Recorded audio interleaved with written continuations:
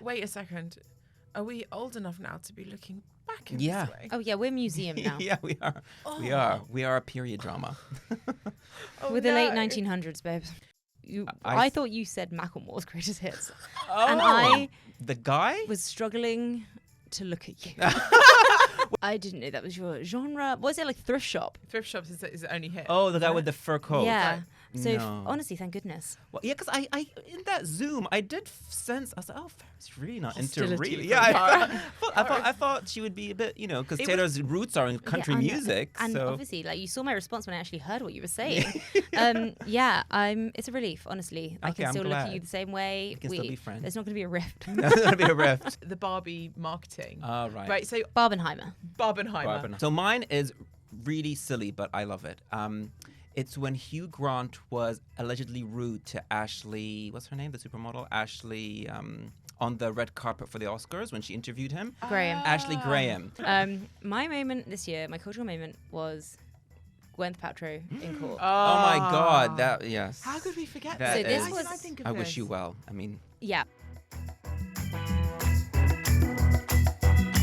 Hello and welcome. Episode 13. This is my lucky number. Lucky number 13. Today we've got a really special episode for you because we're at the end of the year and we'll be talking about our favourite films, TV series, arts, culture, stories, books, It's all music. coming. We've got a lot to talk about.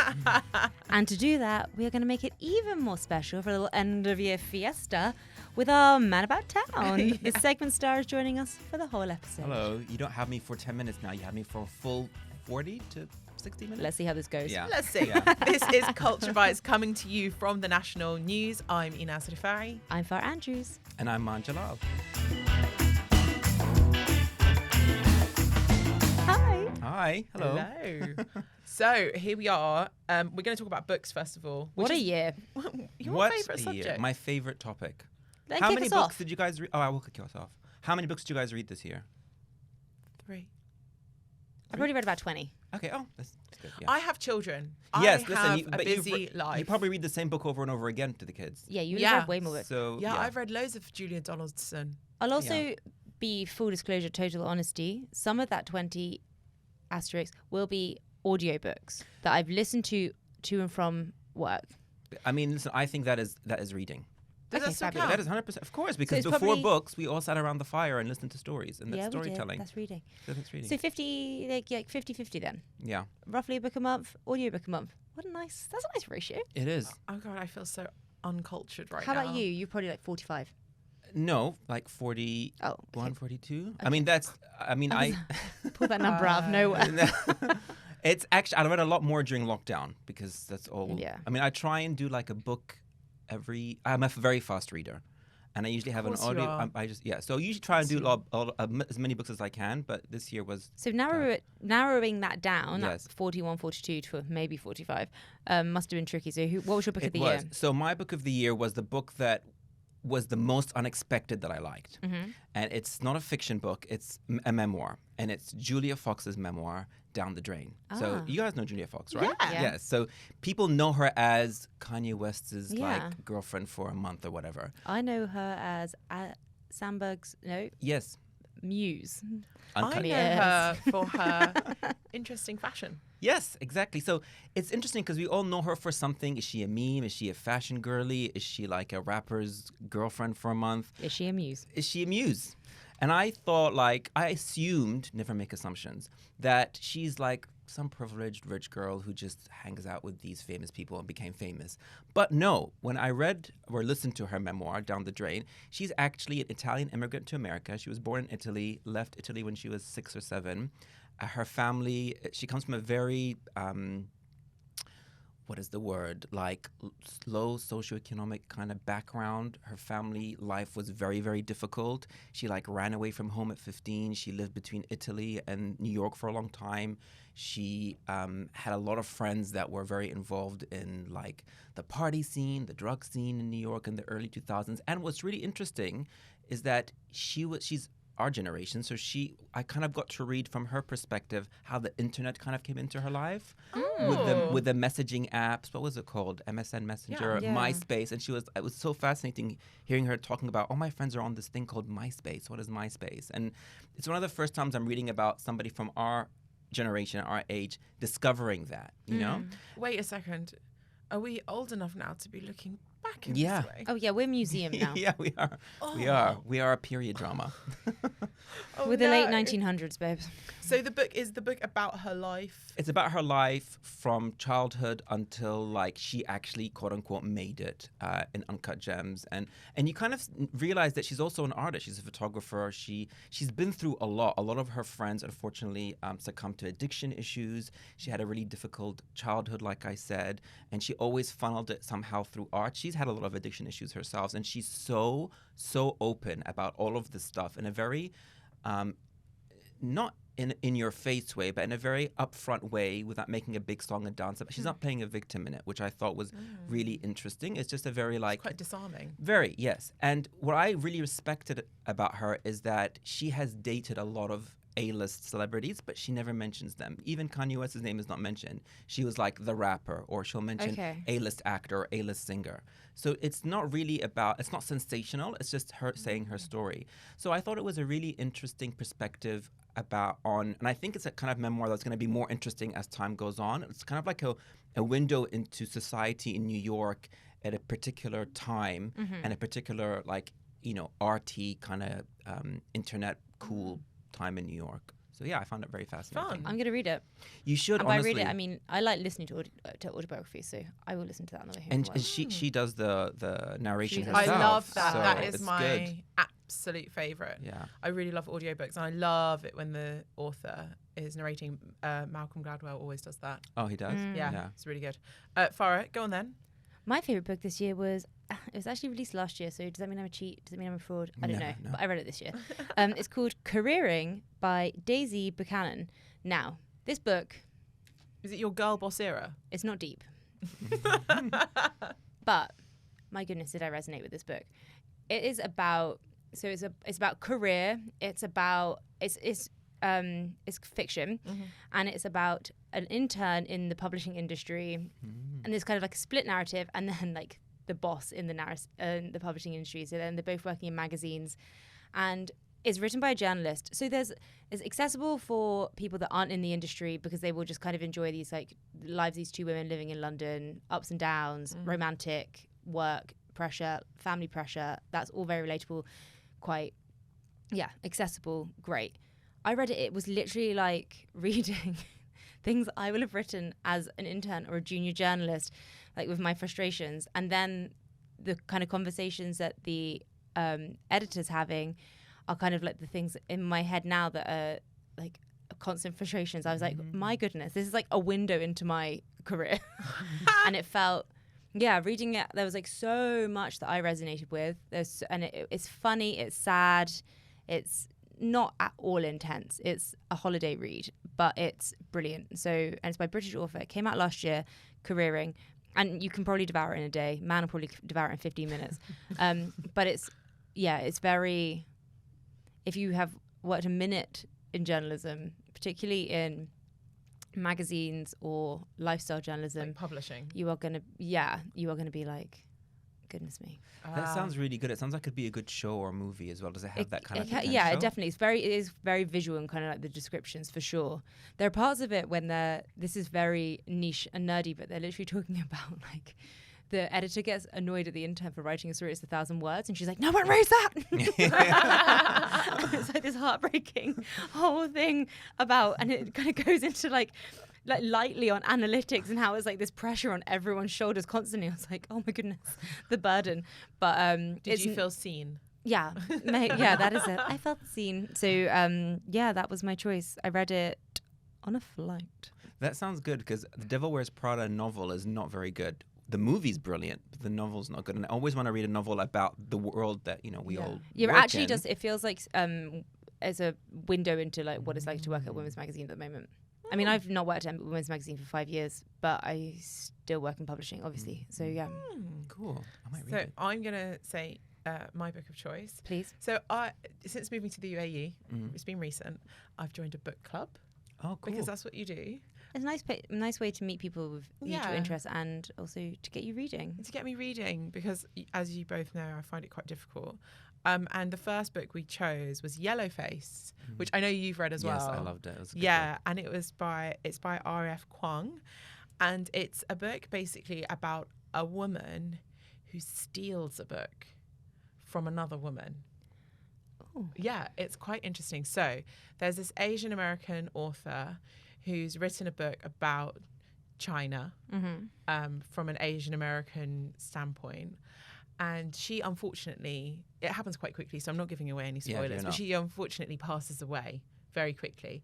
But she's in the company of her very super duper white friend who finds the manuscript and decides to just present it as her own piece of writing. Right. And so then we get into this whole kind of like race thing with writing, with publishing, but also about this woman who is then masquerading as somebody who really understands Chinese and Asian culture, but she doesn't. And then you see the whole thing unravel from within this white woman's it's her monologue that you're hearing. And so often you disagree with her. And you disagree? Yeah, I disagree with the white woman because like she is at times quite racist. To be fair, not defending racism here, but what's interesting in the book is that the way, because R.F. Kuang is an Asian American writer, and she's writing from the perspective of a white woman who steals a book from an Asian author. It was very Inception. Very Inception. But what she does is what I found interesting about the book is that she convinces us that the first draft that the Asian American author wrote is not. It's great, but it's not the best. And the edits that June, I think her name is, the white author, does makes the book brilliant. So you kind of start thinking, well, hang on a second. Who really wrote this book? Like, not who wrote the book, but who? I mean, she has, she changed the book and it became even better. So it makes you question a lot of things, which I like. It makes you question everything. I've got a copy of it. It's on my desk, and it's like on my list of things. I'll read it over. I'm taking some time off in the near future, so I'll read it. You will love it, honestly. It's a quick really read because it's like so much stuff happens. I'm actually reading R.F. Kuang's book that made her famous, which is called The Poppy Wars, and it's completely different. So I'm listening to her book now. I'm like, how did she write these two books? It's so different. Amazing. But yeah. Oh well, I'll definitely give that a go. But I really enjoyed Yellowface. It was quite hated actually by the book club. I was really? the only person who really liked it. Yeah. But you two both loved it. We both liked it. I thought the ending wasn't wasn't great. But it's a fun. You can't stop reading. Yeah. It has that Da Vinci Code thing where you just want to keep reading. Yeah. Okay. So it's kind of like the ending isn't amazing, but the book itself is like I found it also like really, really, really, really funny. Okay.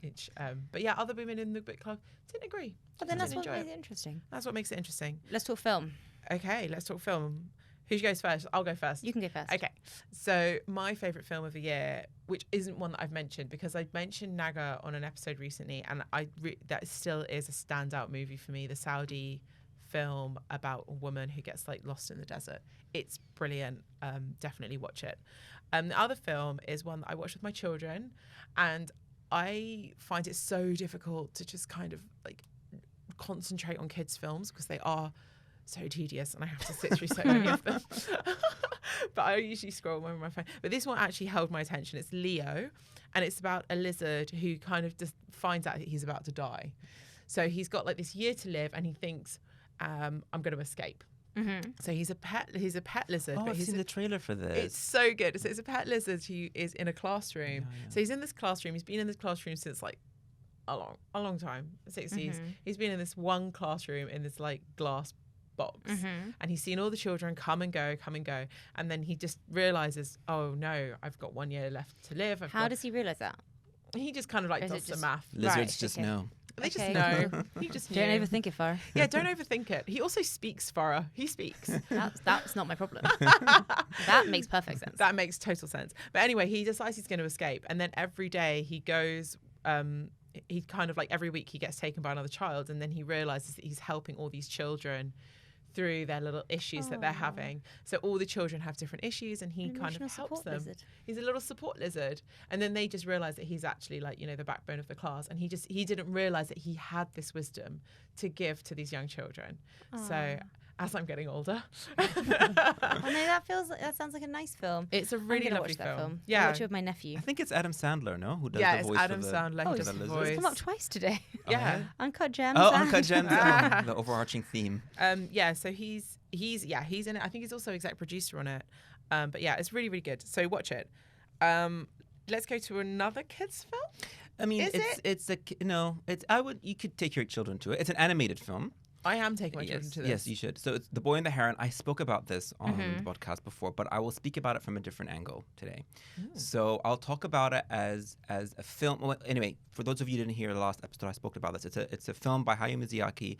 He is 82-year-old, amazing Japanese animation director, and the film is set in World War II in Tokyo. Young boy whose mother dies in the war. He goes off to the countryside and is seduced by a heron bird to go into this tower to find his mother, enters into this like magical world. So that is like the gist of what the film's about. What I want to talk about today to do with the film and why I think it's so brilliant is that Hayao Miyazaki has made lots of films people have heard of, Spirited Away, Castle in the Sky, Howl's Moving Castle. And I think in this film, which is rumored to be his last film, like I said, he's 82, he kind of gives a message to the world about art, which I think is so cool. So when he made this film, he came out of retirement to make this film. He dedicated it to his grandchild, and it's a film to his grandchild. And you realized how important that is to the film, because usually his films always have a female heroine. But this film is one of his few that has a male heroine, and so you kind of understand straight away that he's talking to his grandson through the character. Beautiful. And at the end, and this is not giving anything away, the young boy meets the sort of the man behind the curtain, sort of Wizard of Oz thing, and that's an old man who is, I think, in a way, Hayao Miyazaki talking to his grandson or the character and telling him, like, you have a choice to make in life. You either do this or you do that, and I'm here to sort of like help guide you in that choice. So it's a really nice way for him, if this is truly his last film, like what a wonderful send off. Like you see him in his top artistry as an artist, because the hand animation is so stunning and beautiful. It's like insane. And also it's such a beautiful message to give your grandson, but also to the world, because he asks us, because Hayao Miyazaki is a massive pacifist. He's anti-war. He didn't even go to the Oscars in 2013 when he was nominated for Spirited Away, because he was against the invasion of Iraq. So he didn't go to the Oscars that year in protest. Yeah. So his message in that film isn't only to his grandchild, but it's also to the world, asking them, like, we need to look inward and think about what world we're building and what world we're leaving for our children as well. I So love it's a beautiful film. Yeah, I watched that again. I'm probably going to watch it a third time. Yeah, I'm definitely. I've put it in the diary to go and watch that. Yeah. I don't know. Sometimes his films can be a bit dark for my youngest. How old are your youngest? 4. Yeah, there's some imagery there that's scary for sure. Yeah, like the Spirited Away with the parents and pigs. Yeah. That really freaks my. Yeah, I mean, this one has parakeets that are giant that like human meat. So Fun. yeah. Farah? Farah. On go that on, note, Farah. so my favorite film this year. I thought about this a lot. I was obviously this year for film has been like kind of basically from May. We haven't had the roster of films that we were expecting, so there's been a lot less as like kind of big. Films have been released, but there have been a lot of things pushed back. Was I going to go deep? Was I going to go heavy? You're no, going to go Farah. I went far, and I went for the film that I did genuinely enjoy the most, and it was Barbie. Yes. And the film, it was like an experience. It was a cinema experience. I liked that. It was a cultural experience. It was a cultural It was a experience. big moment. Is the film perfect? No. Does it make me irate that the worst thing that can possibly happen to Barbie is that she gets cellulite? Yes. I don't like that as the theme. However, and I don't think that's good for like girls and women to watch and hear. However, did I like the attention to detail? Yes.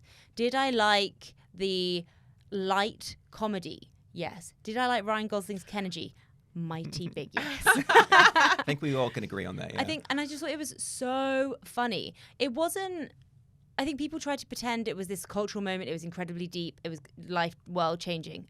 No. No. Did I just enjoy it because I thought it was just like an incredibly fun cinematic experience that I am genuinely glad that I saw like Barbie Land enormous? Yeah. And it was nostalgic. Like when I was a little girl, I played with Barbies. I did not have a dream house because I really wanted one. And my parents did not get me one. They got me a beautiful wooden dollhouse, which obviously was a much nicer thing to get. Was I raging because I wanted the plastic tat? Yeah, of course. Yeah, we all were. I remember I really wanted one of those like plastic cars. They had like these. The plastic They car. had the car with the actual lights. I really wanted The one. caravan, the Barbie's camper van, so Yeah. she can go on a lovely little holiday with Ken. My parents got me the horse. That's quite nice though. Equine Barbie. I liked the B characters being the like old Barbies, the discontinued Kens. I just thought it was very fun. It was a mess at times. Like the whole Will Ferrell bit is a mess, but The whole what? Sorry. Will Ferrell when he's the Yes. Mattel boss. Yeah. That's chaotic and it didn't really make sense to me. But everything in Barbie Land, I was in. Would you watch it again? Probably. Yeah. Okay. I want to watch it again just to see how if I feel the same way or if I notice things, because I think we were also so in the middle of the hype of Yeah, Barbie. there was Yeah. a lot of hype. So we were, I think, also I remember just being like, is it even coming to the country? Oh Yeah. yeah. Do you remember that? Yeah. I was like, it has to. I need it to. And then I was like, oh. Farah, who was the director of that film? Who was A little known info. When we were talking about this before, I said Greta Thunberg. Common I know mistake. it was going. But it's a common mistake. Greta Thunberg's too It's- busy to be directing films about Barbie. But And do you know what Greta Thunberg? Oh my God, I just did it. Greta Gerwig. Do you know what Greta Gerwig is directing next? Which I think is really interesting. we spoke? Is it Narnia? Yeah.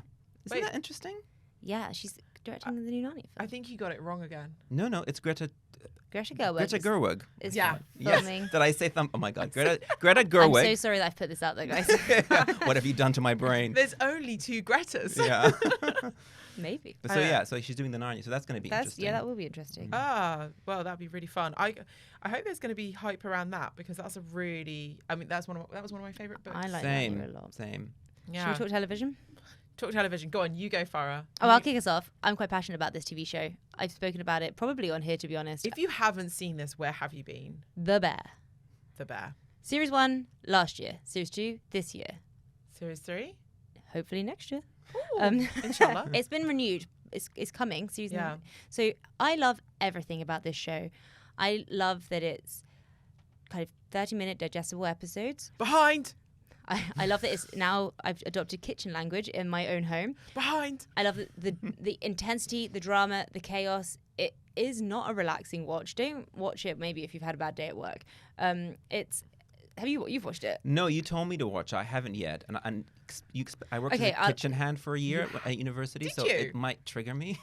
So I'll give a kind of elevator pitch. Jeremy Allen White plays Kami, who is a Michelin star quality chef in a New York kitchen, and he inherits his brother's kind of like, what's the American version of like fast food, easy family restaurant. Kind of in the UK, it'd be like kind of greasy spoon vibe, and so it's about him coming in with his like incredibly high culinary standards, but then realizing that that isn't actually what people want.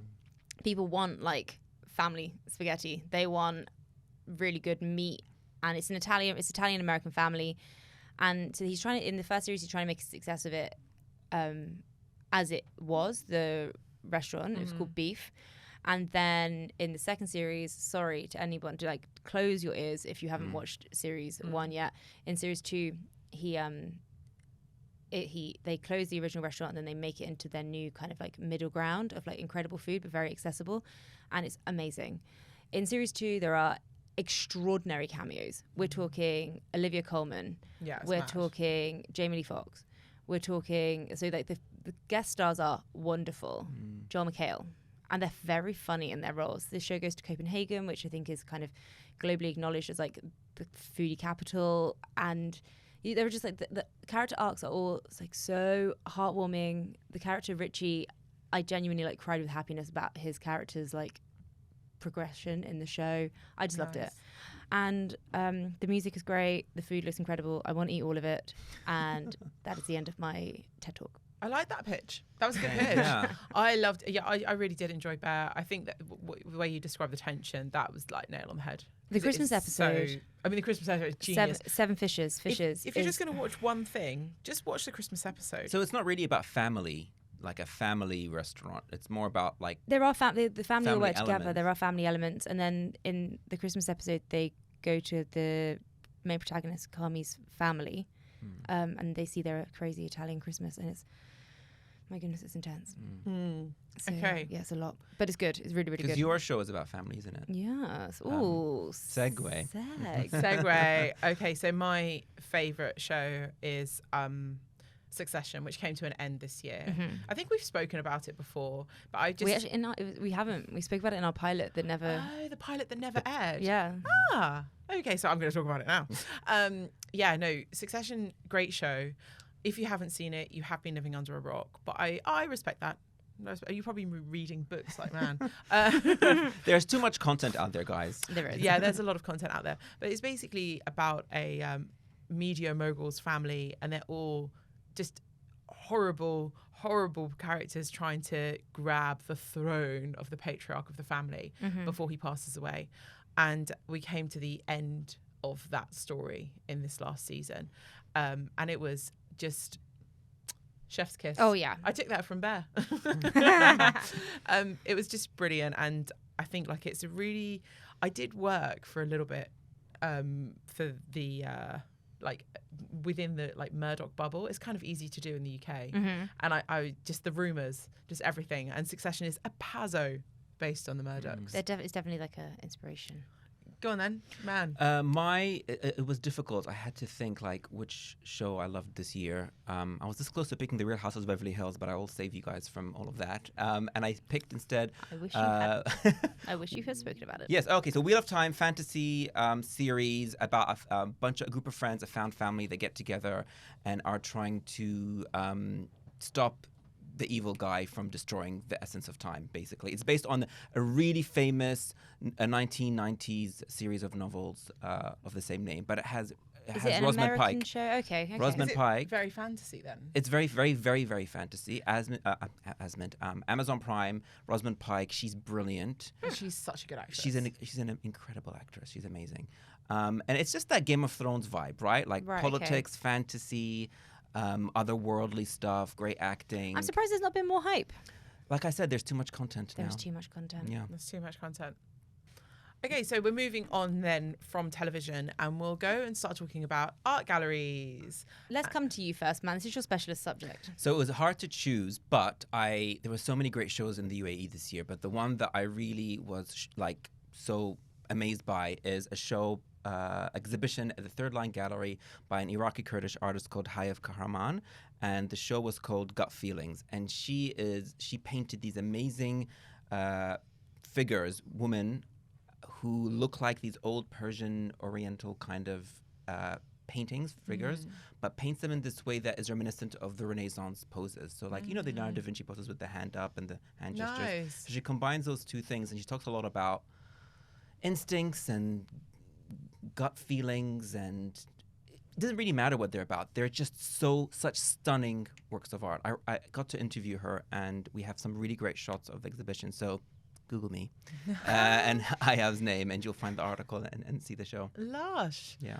Farah, you've been to see one of my favourite artists this year. Yeah, I was. So this was actually very, very.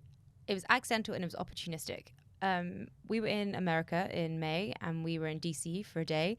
And we had planned to go to all the Smithsonian museums, which is not one museum, but it's many, many museums. Did you know that? I've not been. I haven't been, but I knew that. It's lots of different museums. So I had completely underestimated how much there was going to be to see. But obviously, I mean, of course there were multiple museums in Washington, D.C. I'm not daft. But I didn't know they were all under the same umbrella. So when I was told we were going to Smithsonian, I was like, okay, it's one place. No, it is not. It is a lot. So we have not done the Smithsonian because there are so many of them. But moving on. We were wandering along, and I just saw a big poster for a Yayoi Kusama. I'm hoping I'm saying her name right. You are. Exhibition, and it was just completely opportunistic. We went in to the Heron Art Gallery in DC, and it was an exhibition. It was just on this summer. That is very good, because when she did something at the Tate Modern recently, I had to book those 4 months in advance. Yeah, Wow. her work is extremely. It's pretty accessible, right? There is the dot and light art. So there was. You've seen it on Instagram. Yeah. You've seen it on my Instagram. There was 5 or 6 rooms with different installations. Some art light, some light art, her big famous pumpkin or gourd with the black dots that was there. And then what was really nice is there was like a timeline of her life, so it kind of told her story and how she started making art in Japan, then moving to New York, and so it was a bit of a autobiographical exhibition as well, kind of charting older works and newer works, and it was brilliant. And I felt very, very lucky to have stumbled upon it. Nice. What So about I'm you? going to say, as a new person to the UAE and to Abu Dhabi, the Louvre, and Farah, I think it was like our first time we went there to go and see about scriptures and about the 3 Abrahamic faiths. And I think that like in these times where there's been so much upheaval, it's been actually something that I keep going back to is how the Abrahamic faiths are all interlinked and connected, and this like vision of peace that the UAE is, you know, massively part of. And I go back to that as like one of the things that's really stood out to me this year. So it meant a lot. It was really lovely. And I still think about that exhibition actually now with all the turmoil that's going on. It's incredibly pertinent now. Yeah. So moving on from that to music. Do you want to go first? Yeah, I can go first. So this is lots of people are going to be like, oh, it's really basic. Oh, you're so basic. I get that quite a lot from like, you know, like music lovers who I love dance music and house music. I actually like a lot of music, but I always go back to Fred again, and I can feel people's eyes rolling because there's like it's become like a Coldplay of the dance world now. Right. He has had a year, right? This year. And everyone's like, oh, you like Coldplay? Oh, you like Fred again? It feels like the same tone. Yeah. But he's just good, okay? He's good. I went to go and see him this year with my absolute besties in Glastonbury, and it was a moment. And I keep going back to Fred again, and he really became a figure in my listening during COVID, because it was like everybody, you know, people weren't going out, people weren't listening to music together anymore. And there was that song. Have you guys heard it? No, it's just me. No, it's it's a dance song, but he just repeats like, "We've lost dancing." Oh yeah. And it was like a moment for me and my friends. It was just like, "Oh my God, have we lost dancing because of COVID?" Yeah. And now we're like emerging again, and people are Everyone's dancing. Yeah. So I listened to a lot of Fred again, and this year seeing him was a really, really special moment. Yeah. What about you? Well, you just were like, oh, everyone's gonna be like, I'm basic. I'm literally being like stereotyped a caricature of myself. So, listen, yeah, Taylor Swift re-released 1989 this year. What? Taylor? It was. I don't know if you've heard her. She's quite indie. It was a moment. It was beautiful, but curveball. That's not my submission. Whoa. Because 1989 isn't technically an album from this year. It's a re-release. It's Taylor's version. So while yes, it probably was the thing I listened to the most. We move. I'm going to say Jessie Ware's That Feels Good. Nice. The album is just, it's a party. She has gone from being quite like just very lyrical to like this very upbeat dance output, which every song is a party. The Pearls is amazing. I devour it. If I need to, I spend quite a lot of time driving to and from work, and if I need to just like come here like buzzing, I turn to Jessie. Nice. She has some sad music from her older albums, but That Feels Good is a party. You can just imagine being in like a small club in London, and it is on, and it's great. Nice. Go, man. So I'm a bit controversial because I don't really listen to music. It's like contemporary music, not because I'm cool, but because I don't know. I just don't. I'm stuck in like 80s, 90s, early 2000s, and I just keep going back and finding artists from there that I'm interested in. I don't know why. I know Taylor Swift, but can I name 3 songs? Probably not. Yeah. You know, I don't even know who this guy you were talking about is. What's his name? Freddie. Fred again. I've never heard. Again. So, Fred again. I've been listening a lot to Reuben McIntyre, who is a country singer. I don't know if anybody knows her. She is quite famous in the country Do you know who she's a really big fan of? Taylor. Do you know who she has a crush on? Taylor's boyfriend. Do you know who she keeps talking about in interviews? Them both. So it comes full circle. Oh, Yeah, wow. it does. The And Venn diagram She is overlaps. Kelly Clarkson's stepmother-in-law as well. Whoa. Yeah, so Probably Kelly ex, because ex. Yeah, It's been a Oh. separation. yeah. Oh, I don't know about So I've this. been listening to her greatest hits. And when I say listen to it, I mean I just go on YouTube and just do a playlist. I don't even have a Spotify. Like I'm Really? very, yeah. I don't know. I'm going to Music be is honest with easy. you. So you're big in books, yeah? Yeah. He's a 45 listener. something books. Yes. So I listen to something's a lot got to of give. music. Yes, there we go. There you go. This is why You were we gonna- work together on one podcast. this is We where all bring something different different. facets. So when we behind the curtain, we were talking. We kind of like ran our things by each other to make sure we didn't have too much of an overlap, and there was some, but not too much. Mm-hmm. You said. What, so I I thought you said Macklemore's greatest hits, Oh, and I the guy? was struggling to look at you.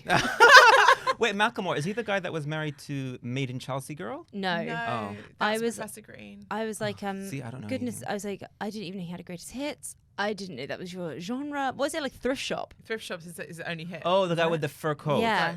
So No. honestly, thank goodness. Well, yeah, because I in that Zoom, I did sense, I was like, oh, Farah's really not into Hostility really. from Yeah, Farah. I thought she would be a bit, because It was- Taylor's roots are in country Yeah, and- music. And so obviously, like you saw my response when I actually heard what you were saying.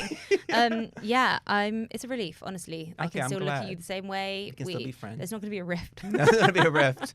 But I want to say one thing about Reuben McIntyre, which is interesting about country music, is that I really love the element of storytelling in country music. Yeah. Like there's such cool, Yeah. interesting stories in the actual song. I mean, who cares about things like sounding poetic? If they rhyme, and it's a story. Like the song that's really interesting of hers that I've listened to a lot is called Fancy, and it's the name of also her autobiography, which is available on Audible, which I heard, which is also good. It all ties in. Yeah, it all ties in. So yeah, that's what I've been listening to. I like that. I like that. Okay, so we're going to end this episode talking about what our favourite fun story of the year was. Our favourite standout news story. Yeah. Standout news story, like that thing that's just like kind of can't drop it off because it's so fun.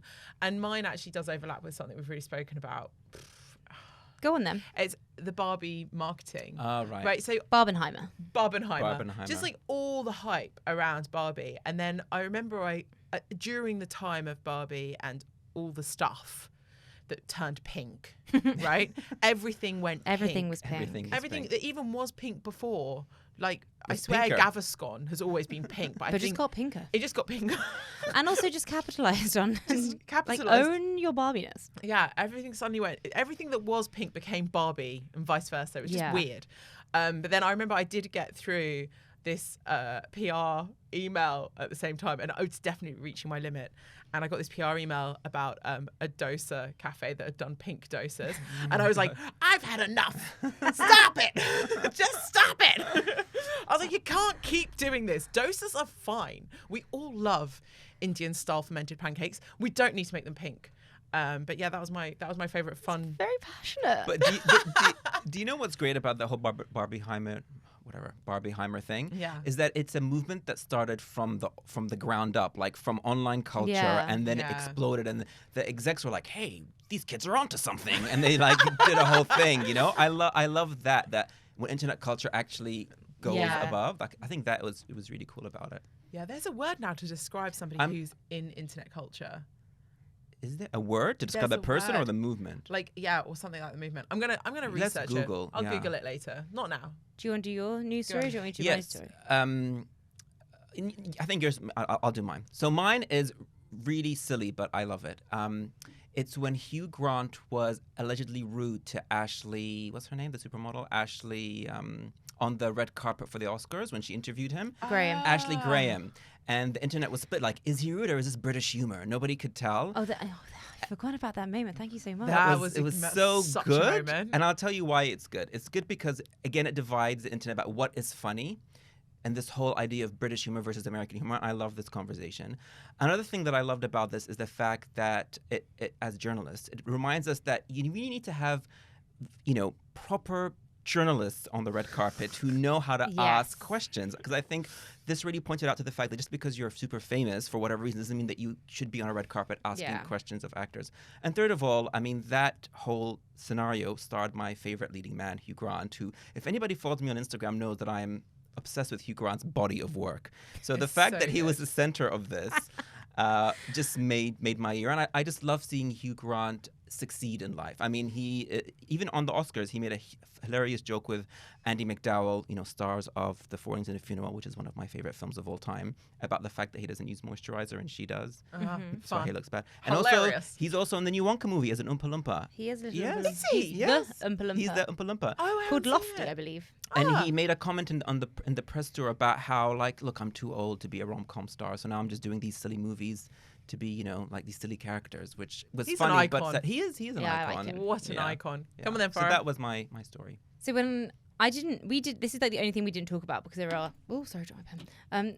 There are so many, so I don't think we're going to have any overlap. And I was a little bit worried that you two were going to come in with something quite highbrow. Thank you for not. My moment this year, my cultural moment was Gwyneth Paltrow in court. Oh my God, yes. How could we forget That that? So this Why was- didn't I think of I this? wish you well. I mean, Yeah, I this wish you well. year there has been so many celebrity trials, so many celebrity court cases have been played out because in the US you can have cameras in court. We've seen a lot. Gwyneth eclipsed them all. Yeah, she Obviously, we aren't making light of some of these because they have been very intense subjects. Whereas Gwyneth's was not. It was a snow crash. yeah, somebody And- skied into her back. The whole thing watching it was that I remember thinking because like one of these two is lying. They have both got a very different version of events. So one of them is just straight up lying, and for the whole thing, it was just very clear she did not want to be there. She saw this entire thing as an enormous waste of her time. She was back in Utah, which is where the skiing accident took place. gosh. The skiing accident was in 2016, and they were doing Wow. this year. That's how long it's dragged out for. The guy who she was up against in court was called Terry Sanderson. He's a doctor, and then obviously everything was kind of ruled in Gwyneth's favor. She was my favorite line was when there was like, have you lost anything in this? Because Sanderson did claim that it impacted his professional career, which is obviously terrible. But now he's been convicted as a fraud, so we can. But have you lost anything, Gwyneth? She's like, yeah, well, I missed out on a half day of skiing. Such a great line. Oh What my a line. God, that's so And so every good. day she was in court, she looked perfect. She was Immaculate. in like the Row, Celine, her own Goop clothes, Prada. Her notebook was I mean, she was Smythson, just so it good. was She is just- literally Gwyneth Paltrow. Yeah.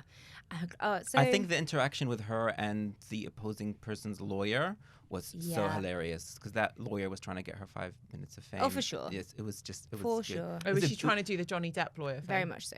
That was my favorite show of the year. Who cares about Wheel of Time? The Gwyneth Paltrow thing was my favorite show of the year. In London, they've turned it into a theatre show. It's also a Really? musical, Comedy God. Oh. That was only announced last week, I think. And so, yeah, I leave you with these words. Man's already said them. I wish you well. Thank you so much for joining us on our year at Culture Bites, the end of this year. We only started in September. But Yeah. we're going to have more to come in the new year. So we all, from here at Culture Bites, wish you a Happy New Year. Bye. Bye.